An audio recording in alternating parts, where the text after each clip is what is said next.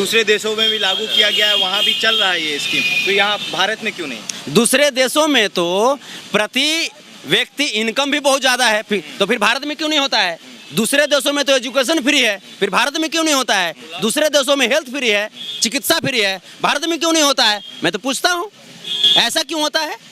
तो फिर दूसरे देशों की तुलना आप करने चले हैं। ये कहावत है कि घोड़ा का अब आप जैसे शौक कर दिए और बेंग होकर के आप नाल ठोका रहे हैं, तो आप जैसे मरवे नहीं कीजिएगा जी, हैं? दूसरे देशों से आप जैसे आप खुद की तुलना कर रहे हैं, आप राफेल के लिए किसी दूसरे पे भरोसा करते हैं, अनाज के लिए किसी दूसरे पे भरोसा करते हैं, और अब तुलना करते हैं दूसरे देश से। अरे अपने देश को देखिए कि हम अपने देश को कैसे अच्छा कर सकते हैं, अपने देश के नागरिकों को हम कैसे खुश रख सकते हैं, देश को कैसे आगे बढ़ा सकते हैं, हैं? आपके यहाँ स्थिति ये होती है कि जब लॉकडाउन लगती है तब जाकर के आप मुंह ताकते रहते हैं इधर उधर, हैं? आज देख रहे हैं कि पूरे देश ही नहीं विदेशों में ये जो सरकार की जो नीति जो आई है अग्निपथ या अग्निवीर, इसका विरोध किया जा रहा है। तो मैं कहता हूं कि आप ऐसी योजना लाते क्यों हैं? आखिर आपकी नोटबंदी जब आई तो नोटबंदी आई वो भी बुरी तरीके से विफल हुई। आपकी नोटबंदी में कौन लोग मारे गए? गरीब लोग मारे गए। क्या आपने कभी मुकेश अंबानी को, क्या आपने अडानी को, क्या आपने टाटा को देखा था लाइन में लगे हुए? क्या आपने देखा? तो क्या मुकेश अंबानी, अडानी और टाटा से ज़्यादा पैसा गरीबों के पास है? मैं पूछना चाहता हूँ, मैं सत्ता से मैं पूछना चाहता हूँ, कृषि कानून में वही हालत है। पूरा जाड़ा में पूरे किसान मर गए वहाँ पे, हैं? तो ये जो एनआरसी है, सीए है, तो हर चीज़ का आपका विरोध हो रहा है। तो कहीं ना कहीं आप पोलिंग क्यों नहीं करा लेते हैं? किसी भी कानून को लाने से पहले क्यों नहीं करा लेते हैं? पूरी देश में आपकी सत्ता है, लगभग देश में, उसके बावजूद आपका विरोध हो रहा है, तो कहीं ना कहीं आपकी विफलता है।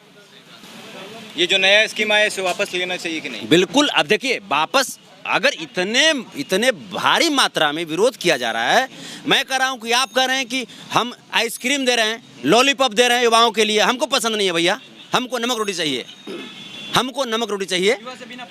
युवा से बिना पूछे आप कैसे दे देंगे? आप हमारे देश के जो युवा हैं, आज मान लीजिए कि आज जो देश की रक्षा कर रहे हैं, इन नेताओं की जो रक्षा करते हैं वो कौन है? हमारे देश की युवा हैं। हमारे देश की रक्षा पूरे देश को संभाले रखे हैं। कौन संभाले रखे हैं? हमारे देश का भविष्य कौन है? हमारे युवा हैं। और आज हमारे युवा रोड पे प्रदर्शन कर रहे हैं, रो रहे हैं, करा रहे हैं, तो क्या उनके साथ में नहीं जाऊं? संतोष जी, बीजेपी वाले कह रहे हैं कि जो लोग, जो युवा, जो आक्रोश हैं, जो ट्रेन के पटरी पर जा रहे, स्टेशन पर जो बर्बादी कर रहे हैं, वो कहीं ना कहीं राजद और विपक्ष करा रही है। ये गिरिराज सिंह कह रहे हैं भारतीय जनता पार्टी से। देखिए, विपक्षी वाले करा रहे हैं या सत्ता पक्ष वाले करा रहे हैं किसी मुद्दे को डाइवर्ट करने के लिए, मैं नहीं कहना चाहूँगा। मुझे राजनीति से मतलब नहीं है, लेकिन मुझे अपने देश के नागरिकों से तो मतलब है, मुझे अपने देश के युवाओं से तो मतलब है। देश की संपत्ति से समाज और देश का भविष्य होता है हमारा युवा, और हम अपने देश के भविष्य से मुंह तो नहीं मोड़ सकते ना।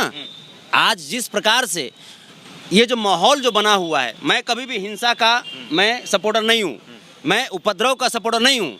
हिंसा और उपद्रव नहीं होनी चाहिए, लेकिन अगर इस तरह की स्थिति उत्पन्न हुई है तो फिर ये मंत्री जो लोग हैं इनको भी तो सोचना चाहिए। आप कुछ तो उनको भरोसे में लीजिए, कुछ तो विश्वास दिलाइए। किसी की इच्छा होती है क्या कि हम इस तरह से हम रोड पे हम दौड़े? 4 साल के लिए आप नौकरी देने की बात करते हैं, 4 साल के बाद क्या करेगा?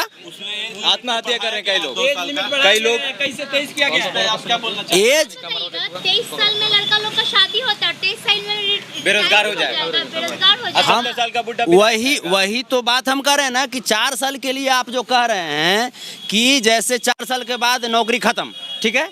मैं कहता हूं कि तो फिर इन नेताओं के लिए क्यों नहीं होता है कि 4 साल के बाद आप दोबारा चुनाव नहीं लड़ सकते हैं? इन नेताओं के लिए भी तो होना चाहिए ना।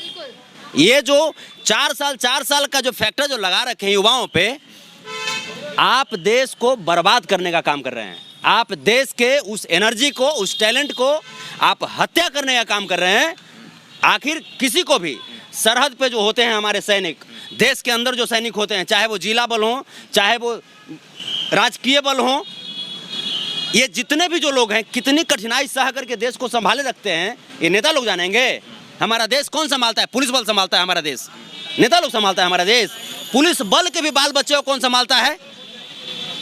कौन संभालता है? खुद पुलिस बल संभालता है, नेता लोग संभालते हैं। संतोष जी, कुछ लोग कुछ नेता कह रहे हैं कि ये स्कीम नेता और मंत्री का बेटा एमपी एमएलए और बीसीसीआई का चेयरमैन बनेगा और किसान का बेटा बेरोजगार बनेगा क्या? इसीलिए तो मैं लड़ रहा हूँ, इसीलिए तो युवा आज सड़क पे हैं, इसीलिए तो आप आज यहाँ पे हैं। हाँ। आप समाज के चौथे स्तंभ हैं और मैं बखूबी तरीके से मैं देख रहा हूँ जितने भी मीडिया के बंधु हैं, मैं उनको मैं धन्यवाद मैं देता हूँ कि आप इस विकट परिस्थिति में युवाओं के साथ खड़े हैं, क्योंकि युवा आज करा रहे हैं, उनकी करा सुनने वाला कोई नहीं है, लेकिन आप सब साथ दे रहे हैं। धन्यवाद।